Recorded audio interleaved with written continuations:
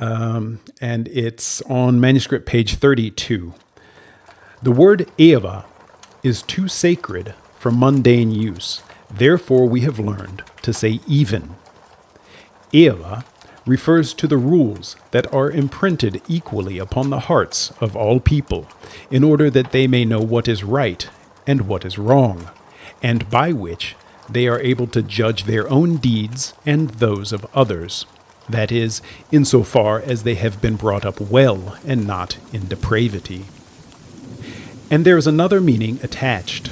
Eawa also means A-like, water-like, level and smooth, as water that neither storm nor anything else has disturbed. When the water is disturbed, it becomes uneven, unlevel, but it always has a tendency to become even again. That lies in its nature, just as the inclination towards justice and freedom reposes in Freya's children. We derive this disposition from our feeder, Varalda's spirit, which speaks strongly in Freya's children, and shall thus remain with us eternally. Eawa is also the second symbol of Varalda's spirit, which abides in us eternally, even and undisturbed, despite the hardships facing the physical body. Evenness and temperance are the marks of wisdom and righteousness, which must be sought after by all pious people and possessed by all judges.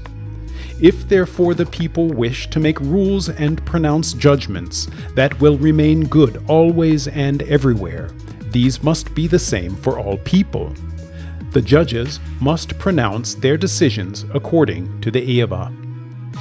If any evil is committed, for which no Eawa are established, a general assembly must be called, where a decision shall be reached in accordance with what Varalda's spirit reveals to us, in order to judge rightly about all things. Doing thus, our discernment shall never fall short. If instead of doing right, men commit wrongs, there will arise quarrels and discord among the people and the towns. Thence arise civil wars, through which all is destroyed and laid to ruin. But O foolishness! While we are busy inflicting harm upon one another, the spiteful people of Finda shall come with their false priests to rob you of your possessions, to defile your daughters, to corrupt your morals, and in the end to clap the bonds of slavery around every Freya neck.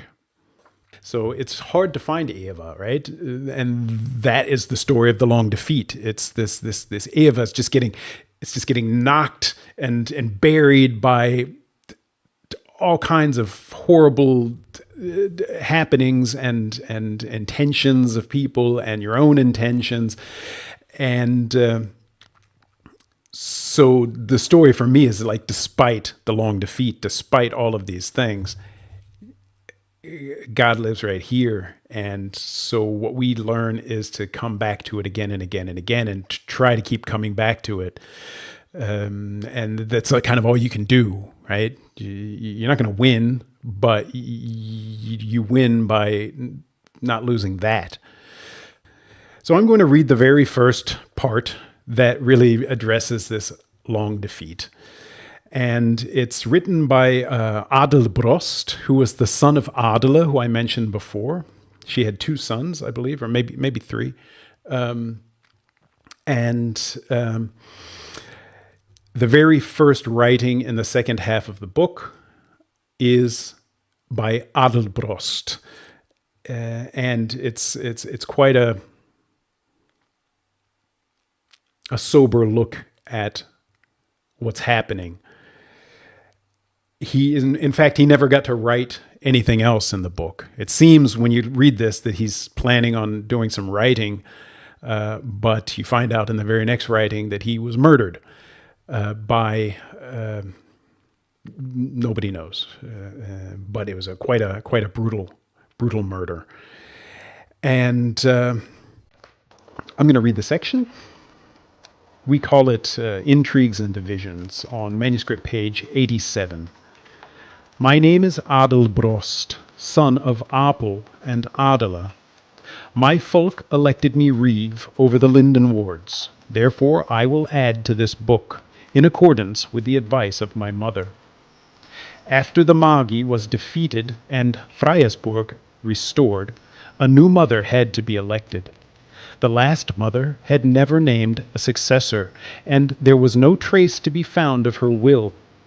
After 7 months, an assembly was planned in Groningen, since it is close to the Saxon marks. My mother was chosen, but she was unwilling to become Volksmother. She had saved the life of my father, through which they had fallen in love, and so wished to be married. Many tried to dissuade my mother from her decision, but she replied, "An honorary mother must be as pristine within as she outwardly appears, and equally well disposed to all her children. Because I love Apel more than anything else in the world, I cannot be such a Volksmother." So spoke and declared Adela, but the other Burgmaids all desired to become mother. Each district stood behind its own maid, and would not yield, so none could be elected, and the realm fell into disorder. Hereafter may you understand. Liutgert, the king who recently died, was elected when the mother was still alive, and apparently with the unanimous support of all districts. He had the privilege to reside at the Grand Palace of Dokheim, and, while the mother was still alive, he had been regarded there with great honor because the palace was always so full with messengers and horsemen from far and wide, such as had never before been seen. But ever since the mother's death, he had been shunned, as all feared that he would bypass the law to make himself master and rule like the slave kings. The chieftains also falsely believed it was enough to watch merely over their own districts, and the one no longer cooperated with the other. The Burgmaids were even worse. They were all immensely proud of their own wisdom, and if a reeve did something without consulting them, they sowed distrust between him and his people. If there was a case concerning several districts and only one maid was consulted, the others claimed her decision was biased in favor of her own state. Such intrigues brought division over the land and tore the bonds of union so badly that jealousy arose between the folk of one district and another, and the most insignificant of disputes led to estrangement. The result was that the Gola, or Trovits, Druids, took over all our lands west of the Scheldt, and the Magi took the eastern region all the way up to the Weser. How it happened was uncovered by my mother. Otherwise, this book would never have been written, though I have lost all hope that it will help save us. Thus, I do not write this under the illusion that in so doing I shall be able to reclaim or preserve the land. This, I believe, is impossible. I write only for future generations, so that they may know how we were lost, and so that all may learn from this that every evil begets its own penalty.